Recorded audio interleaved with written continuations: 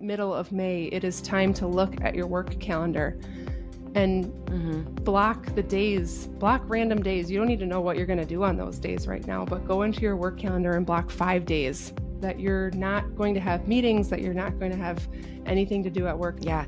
That's how I ended up starting each day with a walk. Is a couple years ago, I told myself I was going to have a midweek weekend during the summer months, and I would go and get lost in the woods for like 2 or 3 or 4 hours every Wednesday. And it was just so life-changing that I stopped doing the big chunk and I started walking every single day, every morning.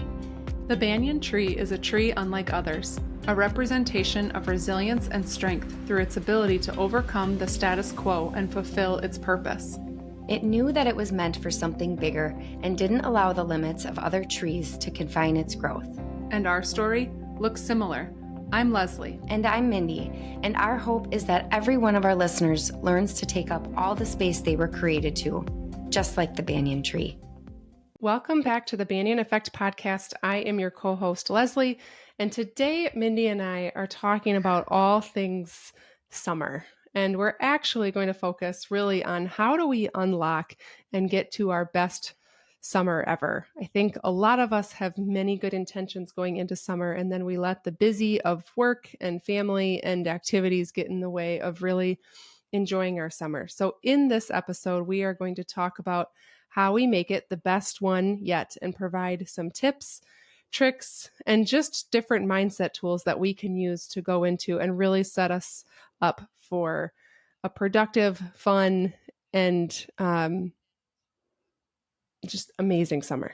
So, yeah, and the first thing we want to talk about is our mindset going into summer, which is something that kind of initiated this idea for me, because as much as I love summer, I also start to get some serious anxiety around this time of year, because summers can be really hard if you work from home. As much as we love them and they're filled with all kinds of fun stuff, if you have to try to work at home while your kids are off of school, it can end up being a disaster. So we wanted to talk a little bit about just the importance of how our mindset plays into, and how setting our mindset up for success will help us be that present parent who can get things done around the house and also not be screaming at their kids like I end up doing a lot of summers. So it started, I want to have a better summer this year than last year. I don't want to be feeling super stressed out with work and having my kids at home. And so the first thing that I'm going to do is change my mindset. And one of my tips, and one of the things that I'm going to be doing to do that, is just kind of setting myself up right now to know that my house is not going to be spotless all summer. There will be wet towels all over the place, and there will be, and we want to talk too about some, like, how do you avoid like massive messes, but just also knowing that like my house is just not going to be as clean as it normally is. And I can choose to either be okay with that, or I can choose to let that be one of those things that just unravels me at the end of any given day. So that's a mindset thing that I'm going to work on going into the summer, just being okay that my house is just not going to be as clean as I necessarily like it to be. Yeah, I think it's great to just set the expectation up front that that's the way it is. Usually when we just set the expectation, right, it's a lot easier to accept that kind of stuff. Right. One of the things that I want to do is just changing the expectation around what I do this summer. I think especially here in Wisconsin, the May to September is absolutely beautiful. And so we try to cram in vacations and hikes and days off and trips to the Dells and stay at home days and walks and all of the things into 3 months. And I feel like we can go into summer and then out of summer feeling like there wasn't ever a break. We're just more tired. And what I really want out of my summer is I want it to feel more relaxing than it has in the past, where I don't want to turn my summer into this go, go, go, go, go activity. And so I need to do a sort of a reset on my expectations of what I want out of the summer. And I think a lot of that probably has to do with just building a list of all of the things that I want to get accomplished, and making sure that it doesn't mean that we are setting ourselves up for busy weekends for 3 months straight, because that's definitely not something that I want out of my summer anymore. Yeah, one trick that I read about or listened to on a podcast was printing out the calendars for the 3 months of the summer and then just scheduling in like the things that you really want to make happen. And I thought that was a really good idea, because otherwise it's like we have all these intentions of what we want to do, and then the days and the weeks go by and we realize summer ended and we didn't do any of them.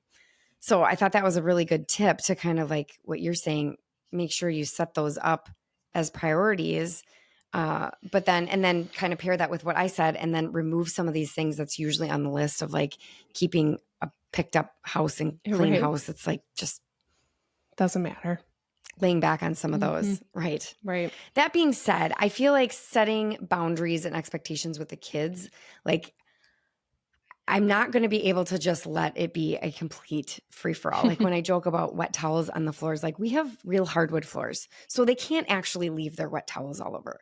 So like setting up in the beginning, like I'm even thinking about getting something that's like hanging in our screen and porch, like just a reminder, like, okay, kids, this is what I'm going to agree to this summer. I'm going to agree to trying to find a moment every single day where I can give you a ride somewhere, just laying out like, what do you need from me this summer? What would you really like? What can I do for you to be able to say this is the best summer? And that's probably going to be rides to their friends' houses. Okay. So I will try to make that a priority for you. This is what I need from you. I need you to pick up your dang wet towels and just take some responsibility for your stuff. Like, in Wisconsin, you need layers at any given time. And so there ends up being like 5 sweatshirts for each human being in every room of our house. And so I think my kids are old enough to have these conversations, not to say that they're not going to also need reminders. But, my kids are 12 and 14. So they're old enough to just have this heart to heart and be like, okay, I want to have the best summer ever. Do you want to have the best summer ever? Yes. Okay. This is what I need from you. What do you need from me? And then putting those things together so that you can work together to make it a great summer. Yeah. I think communication really is key there. Is there an opportunity to sit down with our kids before school gets out at the table, no other distractions, and say, okay, these are the struggles that I have had with summers in the past. You've been frustrated with summers in the past. So how do we, like you said, how do we make this one better? And just being able to ask that question up front, I feel automatically sets you up for more success in the summertime. Yeah. And one of the things that I'm going to talk to my kids about is that like the kitchen is not just going to be open from sun up to sundown for snacking and grazing. Like we're even trying to change those habits now that sports are slowing down a little bit. It's like, no, there's no reason that you have to be eating at 9:00 at night tonight. Like sometimes there is, but if there's not, like, no, it's dinner time. Like getting my kids back on that habit of having meals at normal times when the summer allows for that. And just not having them be in the kitchen snacking and using 17 cups a day, just kind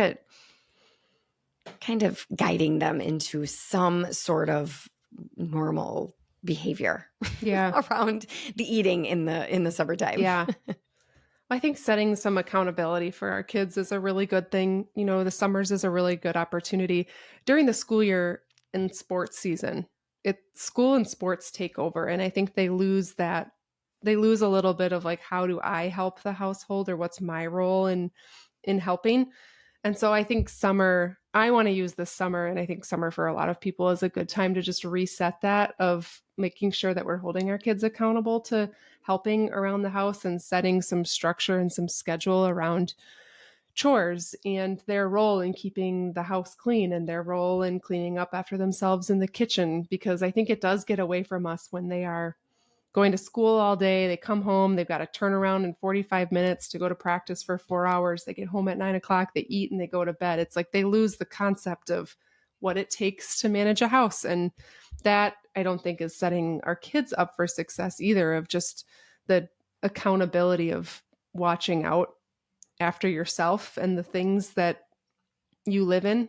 So I want to just make sure that I'm doing a better job this summer of setting the schedule and setting those expectations. The kitchen isn't open 24/7. And when it is, when you are in the kitchen, you have to clean up after yourself. Or before you go to a friend's house, we use a tool. I don't know if any other parents use it, but it's called Greenlight. And it is a fantastic tool that you can buy. It's like an online checking account for your kids, but it's tied to chores and projects that you can assign to them too. So you can set up their chore lists in this Greenlight account, and then they check them off throughout the week. And then if all of their chores get accomplished, that feeds them their allowance into their checking account in Greenlight. So it's all one simple platform.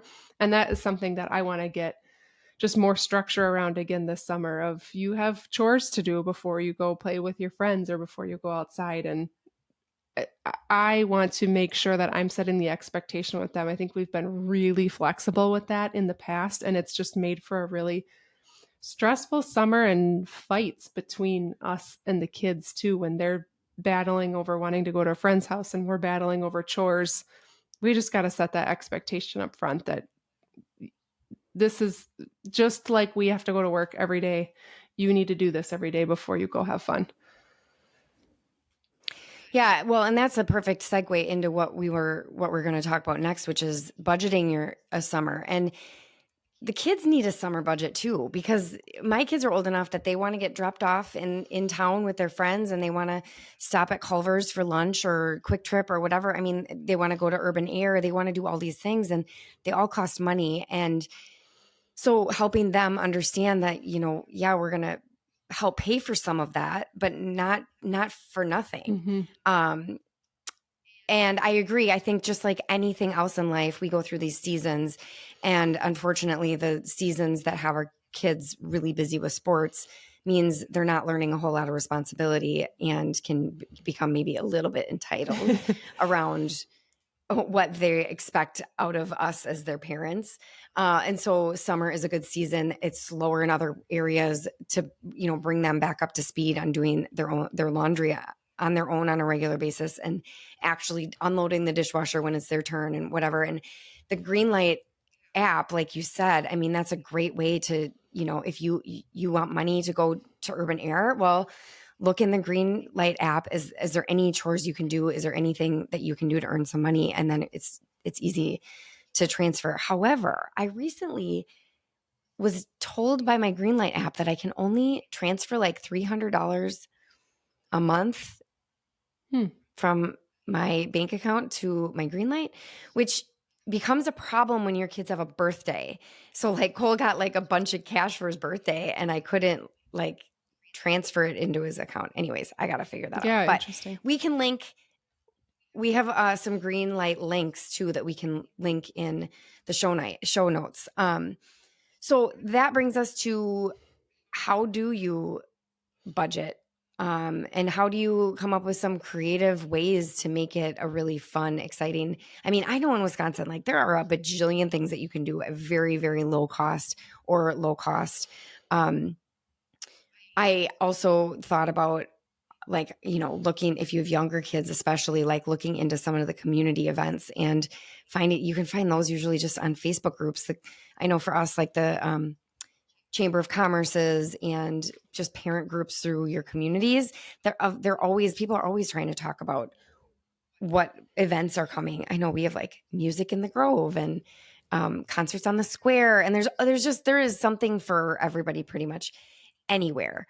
But back to the kids, like I know some of the things that we actually need to get done around our house, like outdoor work, is like lawn mowing and weed pulling in the garden and things like that we're just going to have to rely on our kids for, so that we can work, they can get some outside work done, and then we have more time to spend together. Yeah. One of the things, like talking about that stuff, something that has worked really well for my kids in the past is having one-off projects for them to do that they get paid for. So we've had a list around the house of like vacuum and scrub the interior of mom's car, and you earn $50.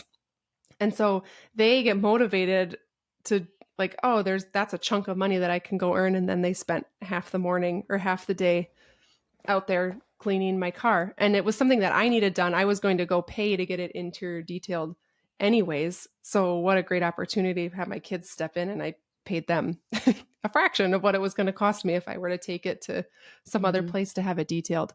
But having special one-off projects like that, I have found my kids get way more motivated to do stuff like that than chores. And I don't know if it's because it's something new and something different versus sweep the floors, clean the windows, that kind of stuff, or if it's because it's that, our kids like that immediate gratification that is for sure the next generation of kids with like, I did something and now I get it right away. Even with like Uber drivers, you get paid right away. Like that's what this next generation of people is used to.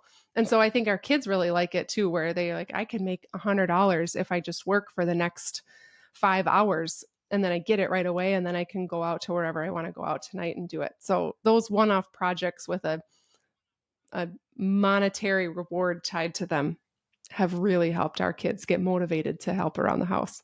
Yeah. Well, and like you said, if it's something that you're going to end up either spending time or money on anyways, and you're going to end up giving your kids ultimately money for something anyways, like why not tie those things together? It's like a win-win. The other thing, this is a little off topic, but it plays into how you can pay your kids and help them earn some money for spending over the summer months. If you are self-employed, you can pay your kids. Check with your CPA on the details for this, but I think it's up to $12,000 a year that you can, as a business owner, write off. So you can write off the $12,000, but your kids don't have to pay taxes on it. So it is a huge advantage for you. I know for myself, I send out newsletters to all my clients every single month. And so this summer, I'm going to have them prepping the envelopes and stuff, and I'm going to pay them versus paying, some other admin to do those kinds of projects. So there's lots of different ways that you can, and this doesn't help necessarily us afford the summer. But again, if we're going to be giving our kids money, or we want them to be doing the fun things that they want to do, help them earn some extra cash, we might as well make it work in our best interest as well. Yeah. Well, and we can teach them some lessons along the way too. One of the things that I like that you do, Mindy, and this just isn't just for the summer, but in general, how you give your kids a clothing allowance every year, and you give it just as a chunk of money at one time, and then it's their responsibility to manage it however they feel is appropriate for the year. And I love it because, I think your kids have learned some really good lessons out of that, both of like, wow, maybe I shouldn't have bought the $200 pair of shoes because now I'm out of money at the end of the year, or have sort of are learning the benefits of saving, of like, wow, I've got all this money left and now I can do whatever I want with it rather than spending it on clothes. So I feel like there's lots of good lessons in giving that chunk of money to your kids up front. And so I've been thinking about that too for just a summer budget for our kids we just started this episode with, I wish that we could do all of it. I wish we could go on all sorts of vacations, and I wish that we could find cool Airbnbs in northern Wisconsin and do all the things, but it's just too much money to do in jam-packed into 3 months. And so if we could give our kids, then they want to do the same thing. They want to go to urban air. They want to go to the pools. They want to go to Noah's Ark. They want to do all of the things all summer long, but it's just too much. And so could we just give them a summer allowance where I don't know how much it is, but you give them a budget up front. The last day of school, they get their chunk of money for the summer, and they have to figure out how to best manage that throughout the year. I think it's just a really good lesson for them to learn too, of like, oh, I can't do it all either, because sometimes I think our kids do get a little entitled throughout the year when they get a lot of stuff with sports and all the things that they're doing. They're not needing to manage their lifestyle as much as they probably should have to. Yeah. And I would be happy to talk more about that budgeting concept that we adapted. I can't take full credit for it. It was my CPA actually, who told me that he does it, they have 5 kids. And so they're like, it was impossible for us to keep track of who was it even, was everybody getting the same amount of money per year for clothes and whatever. And so they just decided that they picked a dollar amount for the age, and that's what they got for the year. And it was the best thing that I think that I could have, the best thing that I feel like I've done for my kids as far as helping set them up for financial knowledge in the future, because they both learned some things, a lot of things. And, you know, like my son, for example, he plays basketball in his Birkenstocks. So he like burns through these $110 shoes. And so he wanted to buy another new pair. And I was like, sure, I'll order them for you. You know, I'm going to take 120 or 115 or whatever it was from your clothing budget. And he's like, wait a minute, they're $110. And I'm like, yeah, they're Birkenstocks. They're expensive. He's like, oh, forget it. I'll make do. You know what I mean? Where it's like, if it was my money, he's like, I need a new pair of Birkenstocks. But now that it's his money and he has the opportunity to literally bank it if he doesn't spend it by June when he gets his new allotment, he rethought his quote unquote need for another new pair of Birkenstocks. And so it just makes them really aware too of like how much things cost in life. So anyway, I know that's totally off summer topic, but it all plays into this budgeting. And especially when you have older kids that everything that they do costs money. It's something that, you know, in order to set us up for success, now we should be thinking about what do we have to spend for the next 3 months, and then taking out that calendar that we printed and kind of allotting like, well, this is going to be this much, and that's, you know, so that we all kind of are on the same plan, and it's not feeling like all of a sudden our kids are just like making us go broke over Right. the summer months. Right. Well, and we're working, and so it's that like bombardment too of like, I'm leaving in 20 minutes. So and so is going to be here to pick me up. I need $20. And you're like, I don't have any, I can't do that right now. I don't know how to get that to you. Yeah. So it like avoids all of the stress of trying to navigate the urgency of so and so's mom's taking us to Culver's. Can you Venmo? Like, I can't right now. Yeah. Yeah. Yeah. And no, you have some money on your green light card from doing your chores. Exactly. Exactly. So another thing we're going to touch on is documenting the summer months, which I don't necessarily do outside of like Instagram stories. But I read this and I thought, I kind of liked the idea. And one idea that I had was, I don't know if you ever like do anything to document. I'm certainly not like a scrapbooker, although my mother is, so I should just send her all the pictures. But I have some friends who have used chat books in the past, and you can link chat books to an Instagram account too. So I have friends that have like private Instagram accounts, and the only thing that they put on that Instagram account is the pictures they want to be spit back out, and it'll even print off the caption. So they'll purposely take these pictures with the caption for the intention of having them be printed in these chat books. I'm a little late in this idea, since my kids are 12 and 14, and it's going to be a little weird if I all of a sudden start doing chat books this summer. But for those of you with younger kids, and who knows, maybe I'll still do it, because I do love the idea. Otherwise, I mean, I think about it, when my kids are like 30 and they want to look at pictures, they're going to have to look through 100,000 photos to just like remember a summer. You know what I mean? So I thought that was a fun way to just maybe document some of the seasons of the year. Yeah, I like that. Another idea that I thought of, and our cheer team actually does it, and it's been really helpful, is just shared albums too. So if your kids are older and they have phones, you on your iPhone photos, you can create albums and you can invite people to it. So if you created a summer 2024 album and just started dumping photos in there and then shared it with your kids, their friends, your parents, your in-laws, whoever it is that you want to share it with, it's just an easy way to access just those photos from that summer. And I always get a little bit of anxiety too around like, oh my God, I don't even know how to go back and look at old vacations, because it's just thousands of photos through my photo library. So I'm trying to get better at Yeah. those albums. It's just an easy way to organize it. Yeah. Thankfully, at least in Google Photos, it's pretty good about searching, but Mhm. it is still overwhelming. I have so many junk photos. It's what it is. The other thing that I kind of want to try to implement this year, but I'm kind of like, I don't know how this would even ever happen or go, is like scheduling. I would call it like a nap time for my teenagers. Obviously, they're not going to go to bed or lay down even, but just like where they hand me their devices and they are like completely free from a screen for a fraction, like a portion of every single day, which I can't imagine how it's going to go over. But I think that once they get into it and they got used to it, I think that they will realize that they actually appreciate just Totally.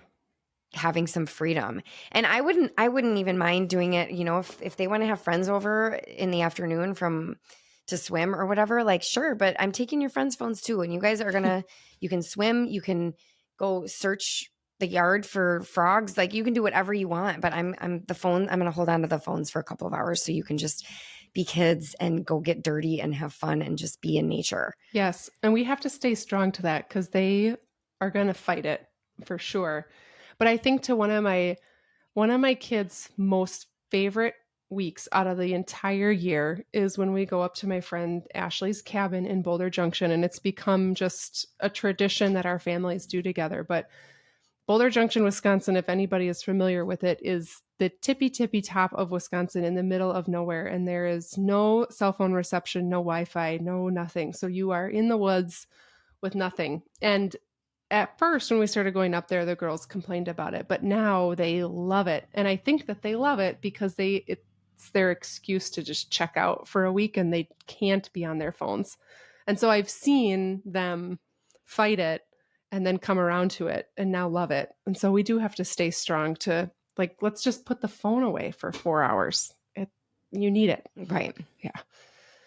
I know. I'm already hearing my son tell me that he has to have it to play basketball so he can listen to his music, and he's just going to have to figure out another way. Maybe I can pull out a DVD player. No, a CD player. CD player. I don't even remember what they're called anymore. A Walkman.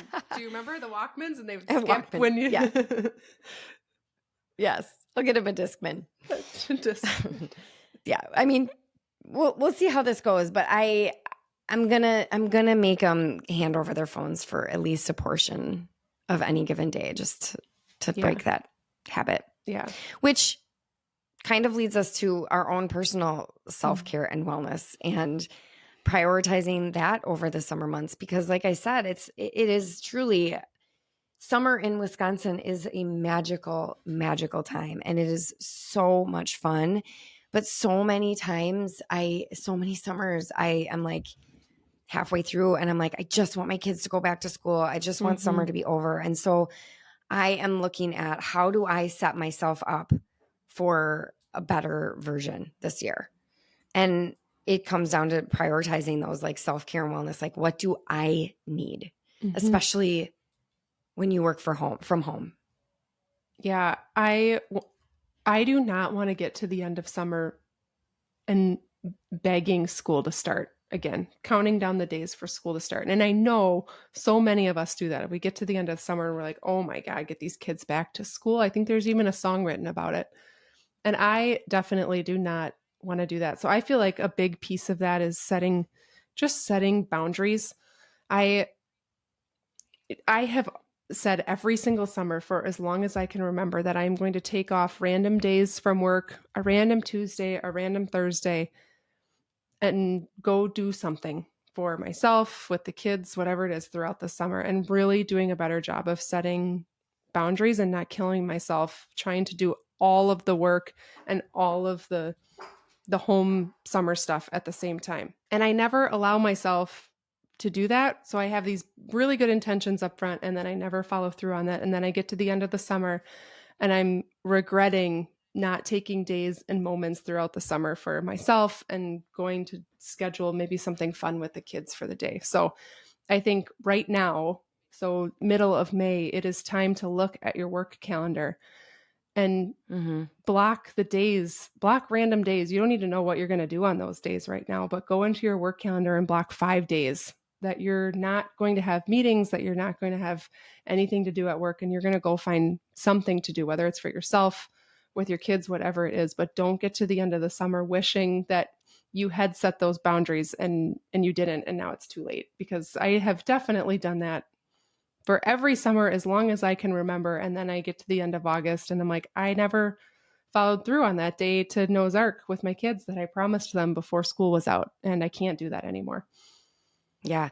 I actually, that's how I ended up starting each day with a walk. Is a couple years ago, I told myself I was going to have a midweek weekend during the summer months. And I would go and get lost in the woods for like 2 or 3 or 4 hours every Wednesday. And it was just so life-changing that I stopped doing the big chunk and I started walking every single day, every morning. And even that has, those routines have changed and morphed and whatever, but that's exactly it. Is you have to pick what your new routine is, what you want your summer routine to look like, and you got to stick with it. You got to just decide, look at your calendar right now and decide what time you're going to get up. What are your non-negotiables every single morning? And then just put those things in the calendar.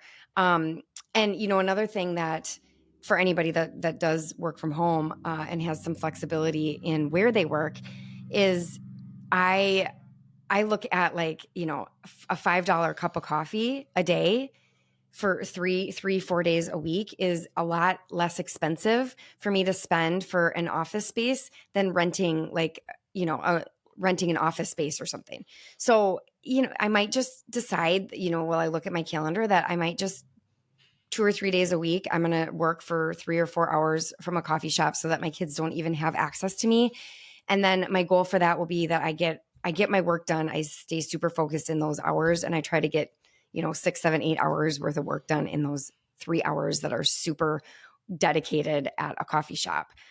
Just so that I don't feel, I remember every day last summer, it would be the end of the quote unquote work day. And I would just feel like I didn't get anything accomplished today. And it was just the worst feeling. Like my kids were mad because I wasn't present with them, and I was irritated because they were coming at me. And then at the end of the day, I didn't feel like I got anything accomplished anyways. So I just really don't want to have those feelings this summer.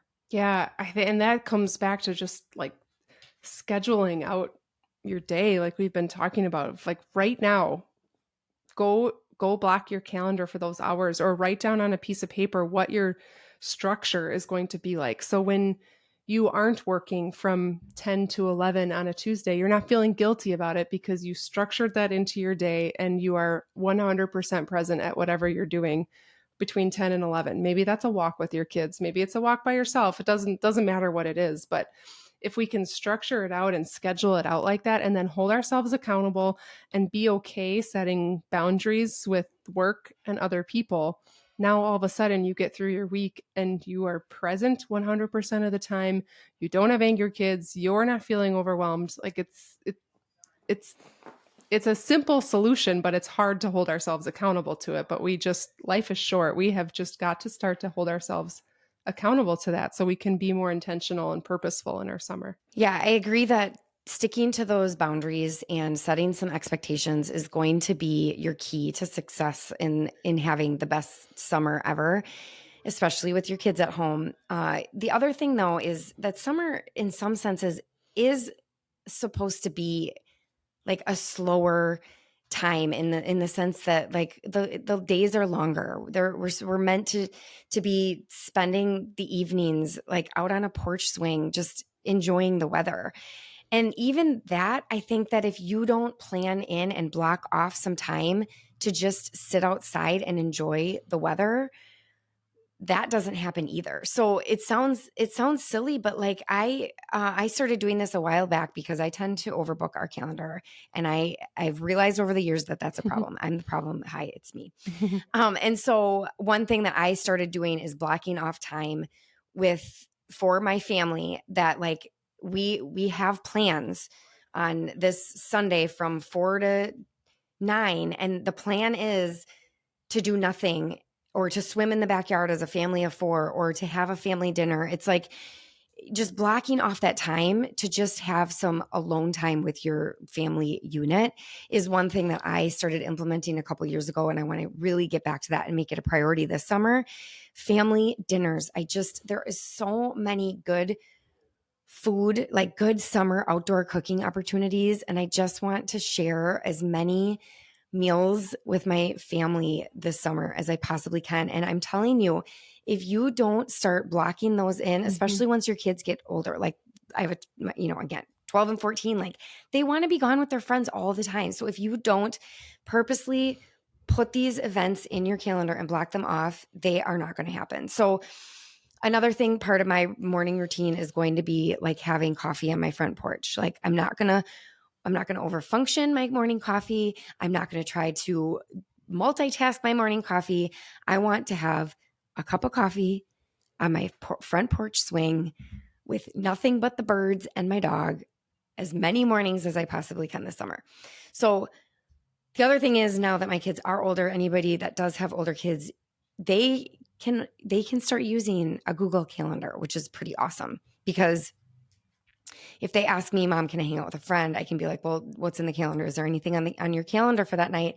And if they don't have any sports and we don't have anything in the books for family time or whatever, then they know it's open for them to hang out. So a couple just really solid tips I would add to heading into the best summer ever. When it comes down, when I think about that biggest things that we're talking about, there's like all these tips and tricks that I hope are really helpful for people. But at the end of the day, it's like set boundaries, build a structure, and recognize that like life is short. Like you got to do this now. Don't waste another summer wishing that you had done it. Yeah.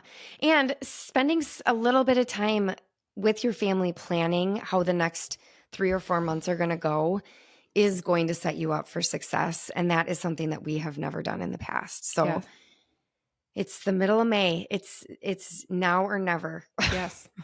Yes. So hopefully you got some tactical ideas today on how to set you and your family up for the best summer ever. It's finally here. We in Wisconsin have been waiting 17 years for the summer to come back around. And so we hope that you got some value out of this. If you have any tips to how you and your family set up summer to be a super amazing success, we would love to hear them. So don't forget to reach out. As always, you'll find us over on the Banyan Effect podcast Instagram handle showing what we're doing to set ourselves up for summer, and we hope to see you there. Thanks so much for listening, and we'll see you next week. We hope you have enjoyed today's episode and found some valuable insights. If you liked what you heard, we'd love it if you would hit the subscribe button. We love hearing from our listeners, so drop us a comment, share your thoughts on social, or review wherever you listen to podcasts. Your feedback keeps us going and helps us bring you the content you want to hear. As always, we appreciate your time and company. Until next time, stay curious, stay inspired, and keep listening to the Banyan Effect podcast.